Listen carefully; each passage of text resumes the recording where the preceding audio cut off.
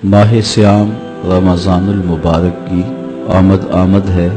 اس ماہ سیام کا استقبال تقوی سے، اشتیاق سے، محبت سے کیا جائے۔ جنت تو جنت ہے، لیکن پورے 11 ماہ جنت کی آرائش و زیبائش ہوتی رہتی ہے، صرف ماہ سیام کے استقبال کے۔ ماہ سیام آتا ہے تو جنت کے 8 دروازے کھول دیے جاتے ہیں، اللہ کی رحمتیں بندوں کے بہت قریب ہو جاتی ہیں۔ اللہ کی خاص رحمتیں اس مہینے میں نازل ہونے جا رہی ہیں، تو فرمایا کہ اللہ نے اس مہینے کے روزوں کو فرض قرار دیا ہے۔ جس نے اس مہینے میں کوئی اچھائی کی تو وہ ایسے ہے جس طرح اس نے فرض ادا کیا ہے، یعنی اس مہینے میں ایک نفل ادا کرنے کا، ایک نفلی عبادت کرنے کا، فرض ادا کرنے کے مطابق ثواب ہے۔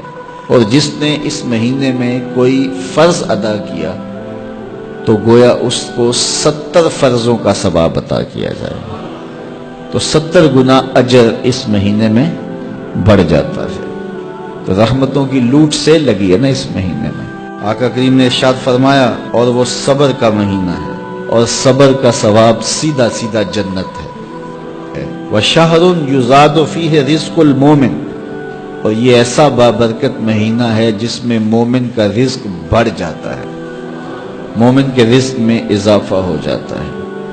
وہ نعمتیں جو عام ایام میں اسے نصیب نہیں ہوتی، اس مہینے میں اسے نصیب ہو جاتی ہیں۔ جس نے اس مہینے میں کسی روزہ دار کا روزہ افطار کروایا، اللہ اس کے گناہوں کو معاف فرما دے گا اور اس کی گردن کو جہنم کی آگ سے آزاد کر دے گا۔ کہتے ہیں ہم نے حضور کی بارگاہ میں عرض کی، حضرت سلمان فارسی کہتے ہیں، حضور ہم میں سے سارے لوگ تو یہ استطاعت نہیں رکھتے کہ وہ کسی کو روزہ افطار کروائیں، یہ تو پھر عمرا ہی بازی لے جائیں گے۔ تو رحمت عالم نے کیا جواب دیا، سنیے۔ فرمایا کہ اللہ تعالیٰ یہ ثواب اسے بھی عطا کرے گا جو دودھ کے ایک گھونٹ سے، ایک چھہارے یا کھجور سے، یا پانی کے ایک گلاس سے کسی کو افطار کروائے، اللہ اسے بھی یہ ثواب عطا فرمائے۔ تو یہ تو اس کی کرم نوازی ہے، اس کی رحمتوں کا باڑا بٹ رہا ہے۔ ہاں اگر کسی نے کسی کو سیراب ہو کر کے روزہ افطار کروایا، سیراب کر کے اچھا دسترخوان لگایا، انواع و اقسام کی چیزیں رکھی، وہ رج گیا، تو ثواب تو اسے بھی مل گیا جس نے پانی کا گھونٹ پلایا، جس نے دودھ کا گھونٹ دے دیا، جس نے چھہارا دے دیا، کھجور دے دی۔ لیکن جس نے اس کو رجایا، اس کو خوب سیراب کیا، تو میرے مصطفیٰ کریم فرماتے ہیں اللہ اس کو جام کوثر عطا کرے گا۔ 50,000 سال کے دن میں اس کوثر کے جام پینے کے بعد اس کو پیاس نہیں لگے گی، حتیٰ کہ جنت میں چلا جائے گا۔ اللہ کی رضا کے لیے ماہ سیام میں لوگوں کے روزے افطار کروائیں۔ یہ جو نمائشی افطار پارٹیاں ہوتی ہیں، ان سے جان چھڑائیں۔ ریا والا عمل اللہ کو کبھی بھی قبول نہیں، یہ بات ذہن میں رکھیں۔ بعض کا ہم محنت کرتے ہیں، ضائع ہو جاتی ہے کیونکہ ریا شامل ہو جاتی ہے۔ بعض لوگ تو ایسے لوگوں کی افطاری بھی کرواتے ہیں جن کے بارے انہیں یقین ہوتا ہے کہ انہوں نے روزہ نہیں رکھا ہوا، تو ان کو بھی بلا کر کے نمائش کی جاتی ہے کہ ہمارے گھر میں دیکھو کتنے بڑے بڑے منصبدار اور عہدے دار آئے ہیں۔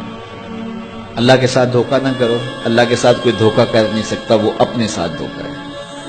جو اللہ کے لیے کام کرو وہ محض اس کی رضا کے لیے کرو، بس بات ختم۔ جب اس کی رضا کے لیے کرو گے تو اس کا اجر کتنا بڑا ہے۔ اس کی رضا کے لیے ایک گھونٹ پانی پلا دیا، ایک گھونٹ دودھ دے دیا، ایک چھہارا کسی کو دے دیا، اجر کیا ہے؟ پچھلے سارے گناہ معاف۔ کتنا بڑا اجر ہے، اللہ اکبر۔ لیکن قربانی دی، جان دی، رگوں کا خون نٹڑ گیا راہ خدا میں، لیکن یہ تھا میری ناموری بھی ہوگی، تو یہ سب کچھ برباد۔ تو جو بھی عمل کرو محض اس کی رضا کے لیے کرو، اپنے عمل کو ناخالص نہ ہونے دینا۔ اچھی بات دوسروں تک پہنچانا صدقہ جاریہ ہے۔ ویڈیو زیادہ سے زیادہ شیئر کیجیے۔